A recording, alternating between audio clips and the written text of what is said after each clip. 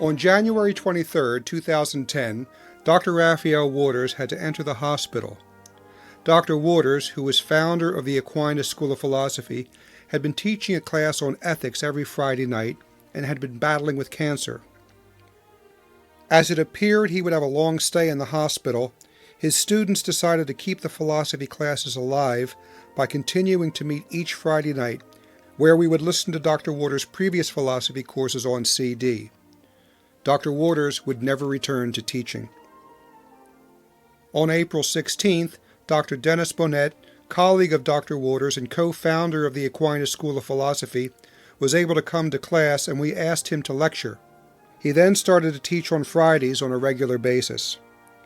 The first 2 lectures in this set were impromptu lectures, and the remaining 9 were based on a series of notes by Dr. Bonnette that resulted in this course. The first 2 classes were recorded on a laptop computer, and the remaining 9 lectures were captured with more professional recording gear. All right, we're going to start. We have a great surprise, and that's that Dr. Bonnette is here. Dr. Dennis Bonnette, who most of you know who he is, but he co-founded the school with Dr. Waters. So he's just going to talk to us tonight about some basic principles of metaphysics and take any questions we have. So thank you, Dr. Bonnette. Thank you, John. I haven't got a clue what I'm going to say to you. He inveigled me about 20 minutes ago to see if I would say something, so I have to warn you that I've been retired now for 5 years. I'm having a little trouble remembering my own name. Say nothing of the content of the formal content of the course, but the only thing I can do here, I know this is metaphysics. My paucity of understanding is a bit embarrassing because I taught metaphysics for almost 40 years. But I thought perhaps I could just share with you some of the more global ideas behind metaphysics or within metaphysics. And then I know you've been covering some material. I don't even know precisely what material you've been covering. But if you have any questions, maybe we could talk about some of the content in the time that we have. The approach that Dr. Waters uses engages a different terminology than I usually use. We always came very much to the same conclusions, but he was educated in Sydney, Australia. My background was at the University of Detroit and the University of Notre Dame, so I got a lot of background in Maritain and Gilson, and at Notre Dame it was the zoo syndrome. We had a few Thomists, but mostly it was like Noah's Ark. There were, a couple of every type there. It was putatively Catholic, and it's gotten worse ever since, as I'm sure you realize. Dr. Waters had the advantage of being taught by Father Woodbury, who had been a most brilliant disciple and student of the famous Père Reginald Derrida-Lagrange, who is perhaps the preeminent Thomist of the 20th century. And so our backgrounds were somewhat different.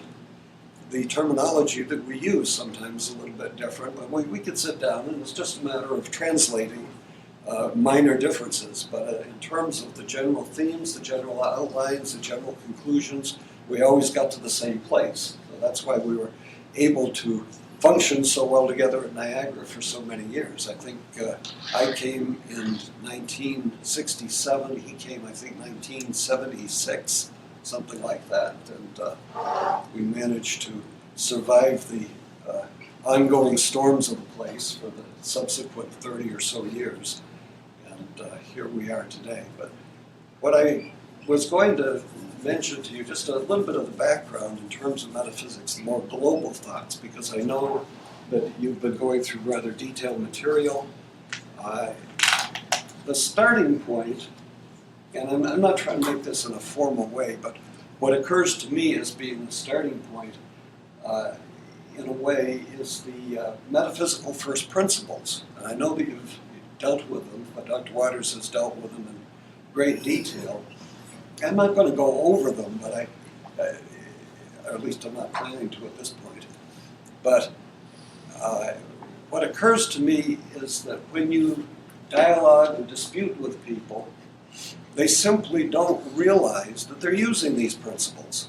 And you can get into terrible fights with people about them, and they may be coming from a very different philosophical tradition, but simply not realizing that they are presupposing in everything they say and everything they do the very principles that were at the heart and core of St. Thomas's philosophy and of the metaphysics going all the way back to Aristotle. So one always thinks of somebody like David Hume, who is constantly carping against the notion of causality, and yet he wrote books. And you know, people forget. When you write a book, it's pretty hard, at least in English, to avoid the word because. People expect you to give reasons for things. You can't write a book and give no reasons. And Hume himself could not avoid saying because. And why should he? From his perspective, he shouldn't use the word, but you can't talk that way. You can't write a book and not say something. When you say something, you are presupposing the principle of non-contradiction. You are presupposing that whatever you say is true and perhaps therefore contradictory to that which you oppose, of course. But sometimes people forget these things, and they forget that one phrase I always have loved is the phrase, the natural metaphysics of human intelligence. The natural metaphysics of human intelligence. Human beings naturally think in metaphysical terms. Metaphysics is all about being. It's just a matter of learning to think in terms of being. In logic, we learn the rules of what we're doing when we're thinking properly, but first we have to think properly.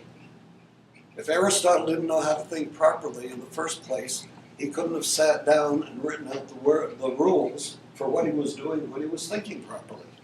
But in thinking properly, you're thinking about being. And you're thinking about being in terms of these first principles: identity, non-contradiction, sufficient reason, causality, finality. These are so presupposed that even, as I mentioned in an earlier class that I gave here, natural scientists who would say they have no use for metaphysics or for philosophy at all, they use these principles.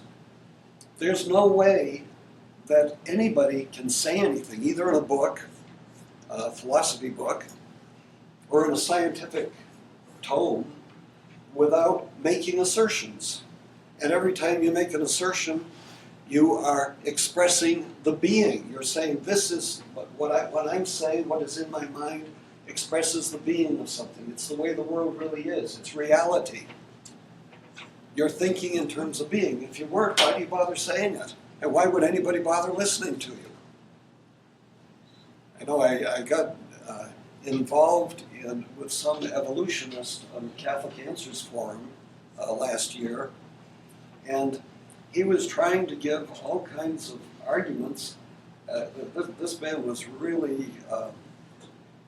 very skeptical of everything, shall we say. He was trying to give all kinds of arguments as to why you couldn't even have certitude of the principles of non-contradiction or causality or anything transcendental, anything of any value. One of the reasons being that in the study of subatomic physics, they come across various paradoxes, such as the wave-particle paradox, which is used as an argument against the principle of non-contradiction by some of these physicists.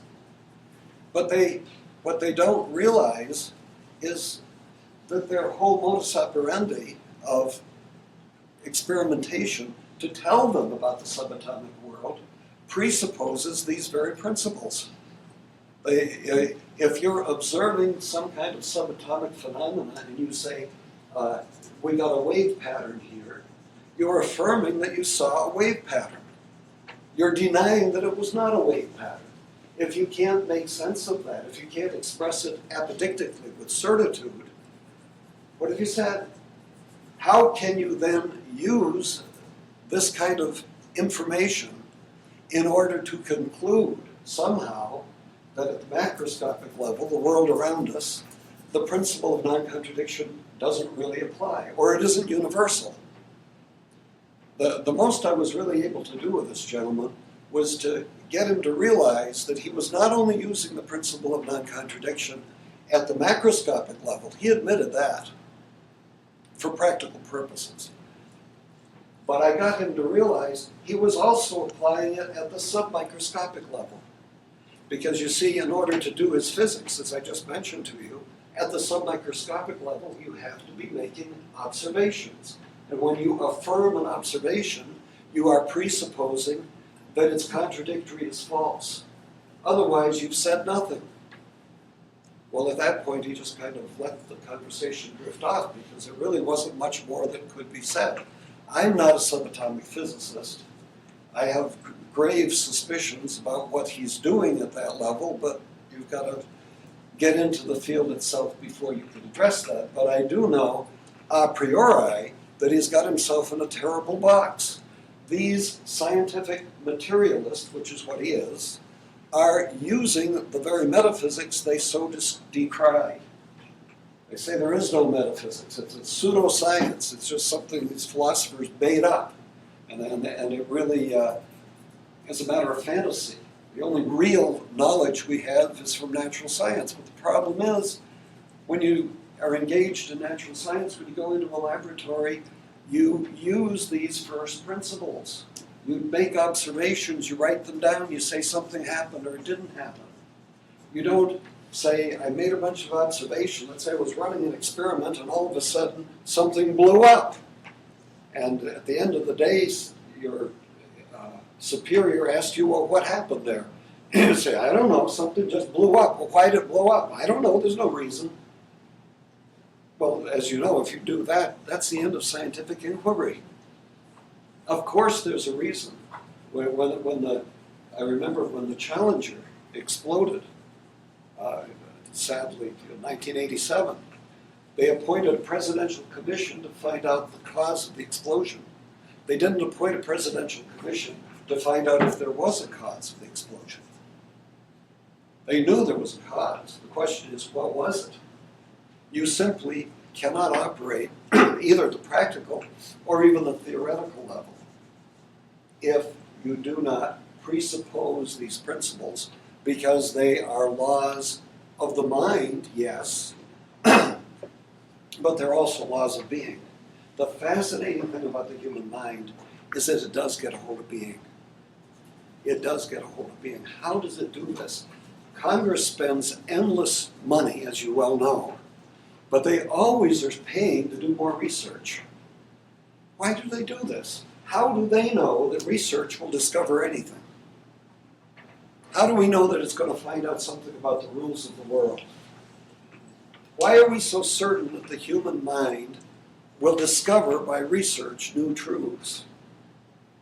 See, that's an amazing presumption that operates even at the level of the body politic, that the human mind is able to discover truth, that it is fitted to the nature of things, that it can reach out and penetrate beyond the appearances to the very substance, the very nature, the essence of things, and discover laws about its reality. That's an amazing thing. Why should the mind be able to do that? And why are we so cotton-picking sure that it's right? Why is it when somebody tells us something that's contradictory, we say that's a mess of Pelosi? Why would we say that? Why are we so certain that things can't be contradictory? How does the mind know this? See, that's an amazing thing. The first time that we encounter anything in experience, we come to an awareness of what being is. That's why we're so sure. I've used this example before, but forgive me, some of you haven't heard it. How do we know that these principles, metaphysical principles we have, are what we call transcendentally valid? How do we know that they apply beyond the world of our immediate experience, beyond what Kant would call the phenomena of things, How do we know they apply to the noumena, to the things themselves? How do we know that the laws that we experience about reality, the principles that we use, apply not only in this region of space, but apply to the most distant quasar, distant galaxy, going back 13.7 billion years in time and space to the objects that first illuminated the Big Bang? How do we know that? How can we be so certain these principles apply? How do we know they would apply to other universes, perhaps not even part of this universe, if there are such? Why are we so certain? What gives us that degree of certitude? And we do have it because nobody, in fact, will allow you to get away with a contradiction at any level. They may attack the principle as a theory, but in practice they never do it and cannot do it, and even those who argue that it's contradictory contradict themselves in saying it. Think about it for a minute. If I say the principle of non-contradiction is not valid, what I've done is to affirm that it is the case that it's not valid, which means I have denied that it is valid, and I am insisting that my side of it is correct and the other side is false. You see, you can't even do that. The mind is just made for certitude. That's why people say, no, I don't know if I can be sure of anything. Well, you just said something. You said it's the case that you're not sure of anything. If you say, well, I just don't know, you've said it is the case that you don't know. Every statement, every thought, every expression we make is apodictic. That's a fancy philosophical term for absolutely certain. You could be dead wrong, but the mode of expression is always absolute. It's the only way to know anything. Now, I ask the question, how can we know that these principles are transcendentally valid? How do we know that they apply beyond this realm, beyond anything that we've ever experienced? Let me suggest this, if I can remember it. I told you I got 5 years of senility crawling up on me. But it's just like if I dragged out a chicken here, remember the prop, I got the whole thing. If I dragged out a chicken here and showed it to you, let's say you never saw a chicken in your life before. I said, this thing is a chicken, okay? You look at it, you get to know a little bit about it. And then I were to say, okay, put it away. There's something out in the hallway. You don't know what it is. But what if I were to tell you, well, I can guarantee to you it's a chicken. You'd already know something about it because you already ran into a chicken, right? You know something, white, fluffy, feathery, whatever. What if I were to say to you, there's something out in the hallway, though, and you don't know anything about it? See, let's come back to the chicken for a second. The point is, once you've encountered a chicken, anytime I can guarantee to you that you're going to run into a chicken, you know something about it because you already met chickens. This is what Kant is doing when he says that we have a priori knowledge of all possible cognition. We losing the phrases here. We have universal and necessary knowledge that transcends our experience because it holds good for all possible experience. It doesn't transcend experience. It holds good for all possible experience because it's built right into us. It's the way we're built. It's like we have those Kantian rose-colored glasses on. So he guarantees the universality of experience in a subjective way because it's built right into us that if we see things as obeying the laws of gravity and motion, they will always obey the laws of gravity and motion because that's the way we're built. I'm taking something analogous to what he's saying. If I can guarantee to you that anything you run into is going to be a chicken, even though you haven't run into it yet, you know that the laws of all possible chickenness apply to it because you've already encountered the chicken.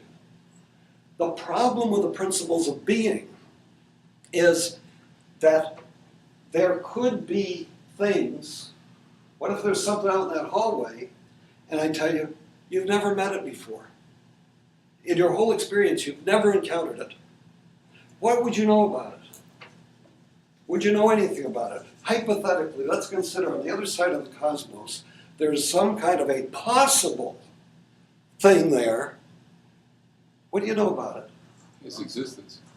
Well, yeah, I said possible. It might not even exist. You know it's not a chicken? It could be a chicken. It could be a chicken. It's one. You don't even know that because you don't know if it's there. But you do know this with calm assurance. If it is there, it is whatever it is. It cannot both be and not be at the same time and in the same respect. It has to have a reason for being, and if it's not its own reason for being, something else has got to be. You're sure of that, aren't you? How come? How come? Why are we so darn sure of that? What is there built into our mind that gives us this subjective certitude, and yet the absolute assurance that it is also objectively certain at the same time? How do we know that? Because we accept being. Why do we accept being? Go back to our friend the chicken. You know what that chicken is besides being a chicken? A creature? It's a being. It's a being. When you bump into that first thing you ever run into, whatever it is, you have bumped into not only some kind of an essence, which is what chickenness is, you've also bumped into being. You already know what being is because you've encountered it from the first moment of your intellective existence. The first moment you reflect or are able to reflect on anything that you encounter, you know it as something there, something that is not nothing, something that is what we call being, for want of a better word. And while I can't guarantee to you that that thing on the other side of the cosmos, that we don't even know it's there for sure, we do know either it's something or it's nothing. If it's nothing, don't worry about it. If it is something, it's being. And we already know some of the laws of being. I realize you have to develop and explore why we fully understand the 4 or 5 major ones that I mentioned. But that's why the human mind is so cocksure of the certitude of these basic laws of being, and we all use them and can't help but use them. That's what I mean by the natural metaphysics of human intelligence. We are built as natural metaphysicians. We can't help it. And properly so, because the mind does it. How do we know we can do it? We know we can do it because we do it. We do have that certitude because we are experiencing it every time we know anything. And it's transcendentally valid. It applies to anything possible, anything, finite, infinite, anything. Even God is bound by these laws, excepting it's the reverse. He's the source of the laws. He is being par excellence. But that's why these principles are so fundamental, basic. Nobody can do away with them. Nobody can get around them. Nobody can ignore them. And when you deal with any philosopher who isn't in the Thomistic Aristotelian tradition, they are using these principles. It doesn't matter whether they're existentialists, phenomenologists, idealists, subjectivists, relativists. They can't talk or think or argue with you except in these terms. And your task, even if you aren't a professional philosopher, is just to point this out to them. Because I'm willing to bet you, in most cases, they've never thought of it. They really have not thought of it. They haven't noticed what they were doing. It's not a hard thing to do. Because fortunately, we're all built with this capacity. We just have to notice it. We just have to notice it. And of course, these principles, non-contradiction, identity, I know that Dr. Waters has dealt with them in detail. The principle of sufficient reason, of course, is simply a recognition that when something is, its very assertion of being requires that it be actively different from non-being. There's got to be something in it, as Maritain says, in virtue of which it is not non-being. And nobody has too much trouble with that particular principle. They get all hooked up on causality because thanks to our friend David Hume, they got the wrong notion of cause. They got the idea that cause has to do with mental impressions where one occurs, then another one follows it. So a lot of people, when they talk about causality, they're not really talking about what we are talking about. They're talking about a concatenation of mental impressions. They're talking about, I have the mental impression of fire, and then I have the mental impression of smoke. Or I have the mental impression of somebody running out of a bank, and then I have the mental impression of a fire, of an alarm going off. So I think one is somehow connected to the other. That isn't really the way the metaphysician approaches causality. Causality is approached by looking at being and saying simply, does this thing explain itself? If it does, wonderful. But what if it doesn't? If it doesn't fully explain itself, we got a problem with the principle of reason. Because everything's got to have a reason. And you've got to have enough reason to explain what you're looking at. So if you got a being that, let's say, 100% fully explains itself, well and good. I don't get into the question of what kind of a being that is. You're probably thinking, that's God. Okay, fine. But don't worry about it. If something fully explains itself, fine. But what if you had something that doesn't fully explain itself? The principle of reason says there's got to be a reason. You got 100% being, you need 100% explanation. If a thing only explains 50% of itself, then the other 50% needs something else to explain it, right? And that something else can't be it because we just said it wasn't it. There's got to be what? Something else other than it? What do we call that other thing? Cause. It's a cause, yeah. So, an effect is not something, I had a semanticist at Notre Dame was trying to tell me that causality meant that every effect produces a cause, every cause produces an effect, and every effect has a cause, and they were taking just semantically as being, yeah, that's what it means. But how do you know it's true? We're not doing semantics here. We're looking at being. We're looking at being in itself. A thing needs to explain why it's not nothing. If it explains why it's not nothing, what explains it? Is it something in it that does this? If it isn't, then you've got a being, but without a sufficient reason. You got 100% being, only 80% is explained, only 20% is explained. Maybe nothing's explained.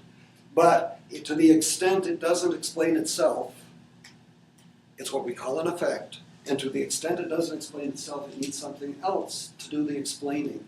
Here and now. That's what we call a cause. That's why every effect requires a cause. Here and now operating. Remember, in the proofs for God's existence, you don't go back in time. Why? Because causes have to be present simultaneous with their effects. Never forget that. Always simultaneous with their effects. If you're thinking, here's a cause, and later on I've got an effect, you don't understand causality. You don't understand being. If a thing doesn't explain itself, it doesn't do any good to say, well, we got it going and now it's running on its own. If it doesn't explain itself, it continues to need something else to explain it. You can't just hand over to it its ability to explain itself if it was deficient in the first place. Well, one can explore this a little bit further, but that's where you get the notion of simultaneity of cause and effect. If an effect is a being that doesn't fully explain itself, then it continues to need something to explain itself which isn't it. And that's why the cause has to stay there. It's just like if I were holding an object in my hand, you know that if I take my hand away, it falls. People get confused, though, because there are millions of examples where it looks like the effect remains after the cause is gone. For example, you blow up this whole room, and everything's obliterated. And the explosive is gone, but the room is still destroyed. How is that possible? Well, of course, what the explosive was doing was rearranging the furniture. When it quits rearranging it, the furniture quits being rearranged. It stays where it was, or it stays where it's done, where it's left after the rearranging has occurred, because it's being held up by the floor, because of its own intrinsic nature, for other reasons. But that doesn't explain, in other words, when you take away the cause, the effect ceases. That's how you can tell how large an explosive to use if you're going to, say, blow up a tree trunk. You might want to use a couple sticks of 10% dynamite. Why don't you use 4 sticks of 40%? The problem being, that's more than you need. You can calculate. You're going to wind up with a toothpick factory and you'll be the first 400 boxes. The way that you estimate the amount of explosive to use is because you can calculate the weight of the dynamite. Dynamite's heavy because you've got all these chemicals in it. Those chemicals are going to react with the oxygen in the atmosphere, and it's going to, for every gram molecular weight of the stuff that interacts, you're going to get 22.4 liters of gas formed really fast. But the explosion doesn't go to infinity. When the reagents are used up, the explosion stops. And that's how you can calculate how much to use. And so as not to blow up too much. When the causes quit operating, the effect ceases. So when the expansion, when the forces creating the gases very rapidly, when they quit reacting, the explosion stops. It doesn't keep going to infinity. It doesn't blow up the whole universe. Very hard to understand because you've got to play around with it a lot in your mind. But it's a critical, central theme in metaphysics that the cause has to be simultaneous with the effect. You don't have effects running around after the causes are removed. And that's because these are principles of being. And the being that doesn't explain itself continues to need that external assistance. This is so critical because it's critical in the steps to proving God's existence. All of the causes and effects in the chain of causation must be simultaneous. How do you know they're simultaneous? Because they are a series of causes and effects. And causes and effects are simultaneous. People get all confused about going back in time. See? But you can go back in time to infinity. You can go back and never have a beginning. St. Thomas argued that in principle the world could have been eternal. God created it in time, that's an article of Christian faith. But in principle it could have been eternal. Why not? He could have been creating it from all eternity. He's eternal. You're going to limit his causality and say he couldn't have been creating from outside of time eternally? Of course he could have. So you don't prove God's existence by going back in time. Doesn't work. The third way of St. Thomas explicitly assumes the eternity of the world. So he's warning us right there, don't go down that path. The path is one of simultaneous causation. By the way, if you have questions at any point, ask them. I'll probably run out of material, especially since I had none to begin with. If, as a thought experiment, if the universe you assumed was eternal, wouldn't it create a problem in terms of there being a present, how you would have a present? These are some of the fascinating arguments that people give to try to show that the world could not be eternal. And it's one of those things that really is a line buster. Because you can give fascinating arguments on both sides. But St. Thomas, in his little work De Aeternitate Mundi, argues that it is possible that the world could have been eternal. It these little paradoxes of how do you get to the present moment are difficult. But the nice thing, from my perspective, is it doesn't matter. It doesn't matter. We don't have to go down that route. Everybody's chasing down that blind alley into hopeless arguments, whereas the real argument is here and now. You're living in a universe, in a world that needs to be explained. Every proof for God's existence rests precisely upon looking at this universe and saying it doesn't explain itself. You've heard the arguments from people who will say, well, the universe doesn't explain itself, so you need God. Well, what explains God? You got the same problem. No, you don't have the same problem. The problem is this. How do you explain something? How do you explain this world? Unlike God, the world does not explain itself. Every proof for God's existence attacks some aspect of the world wherein it reveals its existential dependency. A world in which motion is taking place doesn't explain its own motion. It doesn't explain the newness that's constantly being revealed at every moment as we pass through time.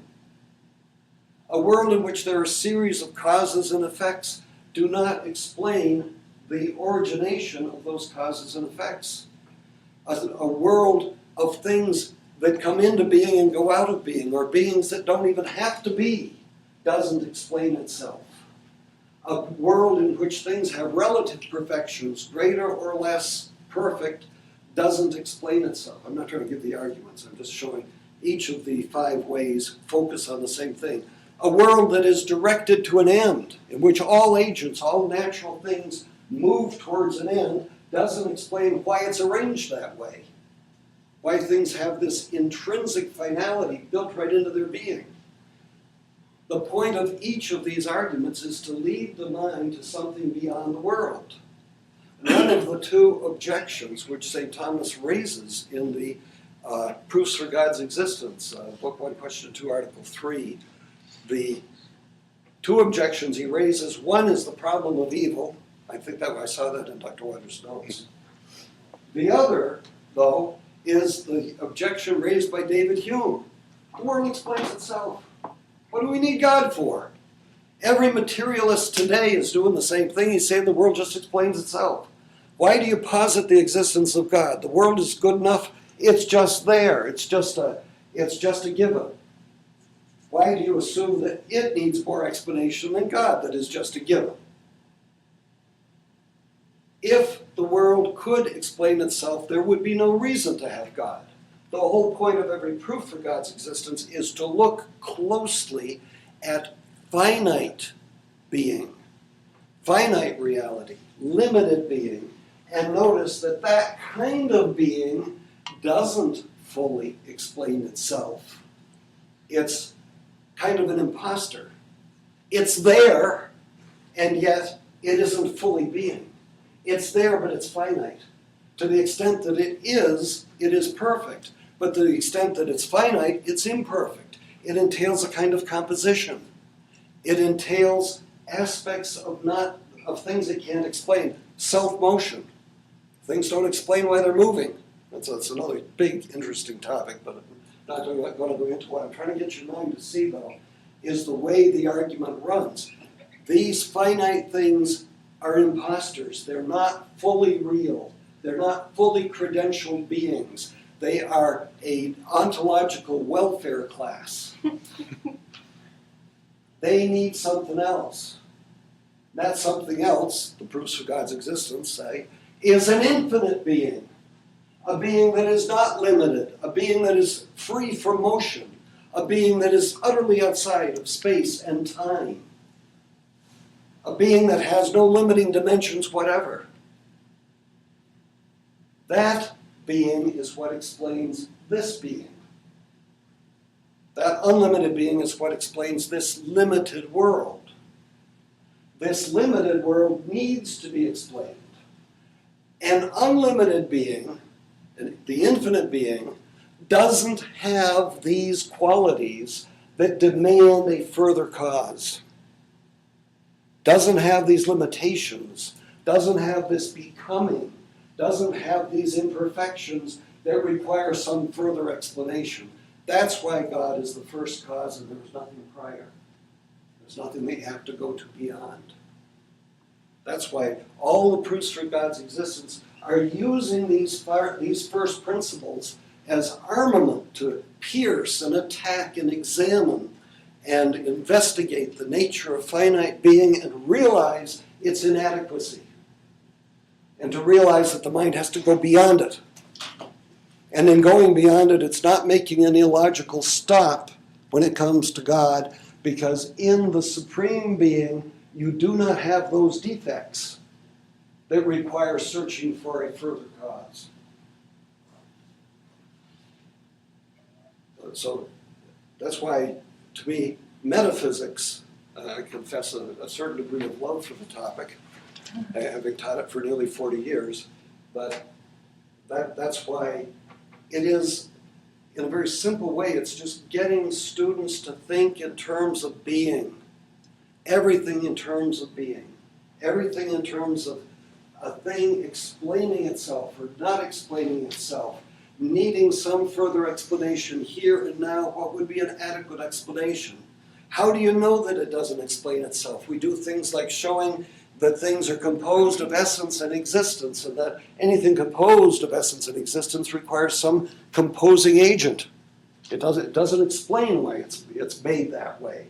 When you come to God, his essence is to be. His essence is existence. He is self-identical existence. He doesn't entail this composition, doesn't need any further explanation. So the mind can come to rest in that as the ultimate explanation for everything that we find in the world. Do you have any questions based on some of the material you had earlier, perhaps? Because I do have to wind up here according to proper time. I didn't know what I was going to say. Well, it was just a comment that what you're saying is confirmed with when Dr. Waters talks about the 5 ways. He starts by saying that we are examining 5 weaknesses in the created world that we see. And you say it a different way, the 5 things that need explanation. Right. As I said, we describe things differently. Yeah. But it's the same thing, yes. And indeed, that is St. Thomas's answer to David Hume. And it's the answer one gives to every materialist. Material reality doesn't explain itself. I always think of these atheists, they're sitting there saying, why do you believe in God? Why do you posit this unnecessary reality?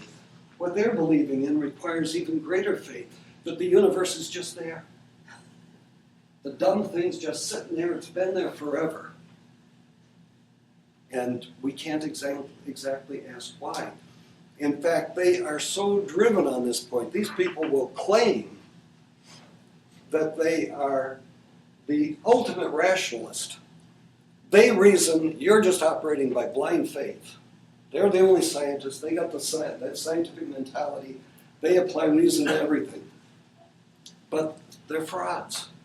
Because in the last analysis, they are driven to deny the very principles they're using. In the last analysis, as this atheist I was exchanging correspondence with on Catholic Answers Forum, he ultimately said, why can't the universe just be a brutal, unexplained fact? In other words, in its ultimate explanation, they're giving you reasons for everything, but when you ask, well, what's the reason for everything? They say, there's no reason. It's just there. Well, they won't accept that any other place. Why is this suddenly acceptable? Of course, they can pick and choose because they don't have a rational foundation for the use of the principles of being, which we explored at the beginning of this hour. How do we know these principles are transcendentally valid?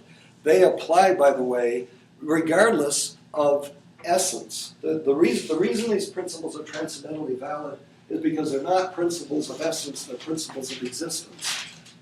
Chickenness is an essence. Chickenness applies only to chickens. Being applies to anything. when you say essence, you're restricting something to a given nature. And it only works for that nature. And that's why the whole realm of essence is a realm of limited things. Little bits and pockets of this and that, aspects of being, existence. But being itself has no such limitation. And that's why the principles of being apply to any being, whatever. You don't have to know what the whatever is. Whatever it is whatever it is. I don't know what it is. It doesn't matter what it is, but it is what it is. And if it is what it is not what it is not. And it is not non-being. And if it doesn't explain what it is, and why it is, and when it is, and that it is, then something else has got to be doing it for it. And it's got to be doing it here and now, or it isn't being done. And the human mind explores further and further and further, seeking the explanation until you finally come to an explanation that transcends all limited being, all limited things. The mind has to go there. Not because it's making it up, but because these are the fundamental certitudes of reality which our mind is made to know. Why does it work that way? How did we get it to do this? We don't need to know that. We only need to know that it is doing it, and we know that it's doing it in the act of doing it. In other words, I'm certain that I'm knowing being at the moment I'm knowing it. You don't always have to be able to explain how you do everything in order to explain the fact that you're doing it. You ever go tripping down the stairs two at a time? Do you know how you do that? Did you ever stop and think how you do it? I suggest you not stop and think how you're doing it while you're doing it, or you'll wind up in this place. There's a distinction between doing something and being able to explain how you do it. Being able to explain how the mind does some of these things may belong to what Dr. Waters calls defensive metaphysics. Epistemology.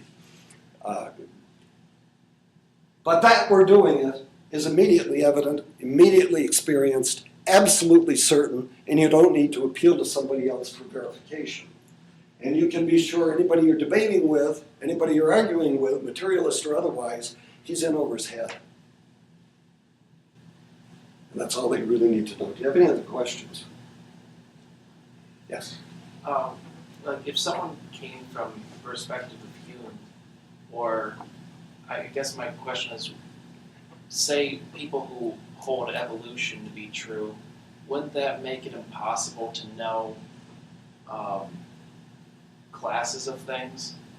Like in science, you're trying to say that you're going to have predictive power for anything that... Yeah, there is a wee bit of a problem there because they have to classify everything in order to manipulate it and handle it.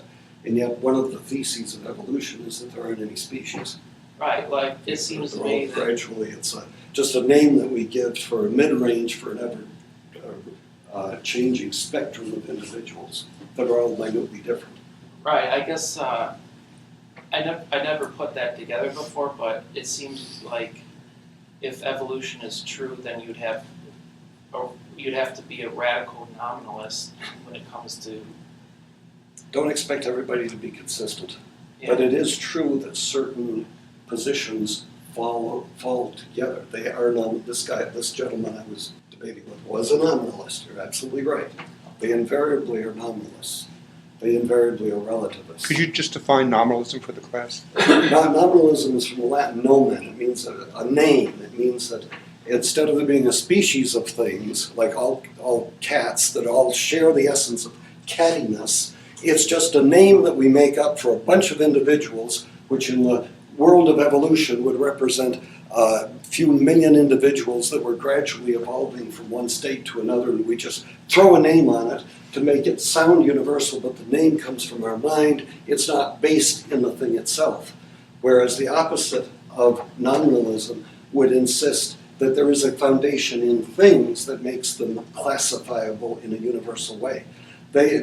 These people, of course, deny the reality of universals. They deny the ability of the mind to form concepts, the ability of the mind to classify reality. And yet, of course, as you probably are pointing out, science requires that we classify everything. Otherwise, we cannot understand it. There's all kinds of anomalies arise in the metaphysics or the epistemology of these folks. Okay, any other questions? I'll draw us to a close then. Thank you. Thank you.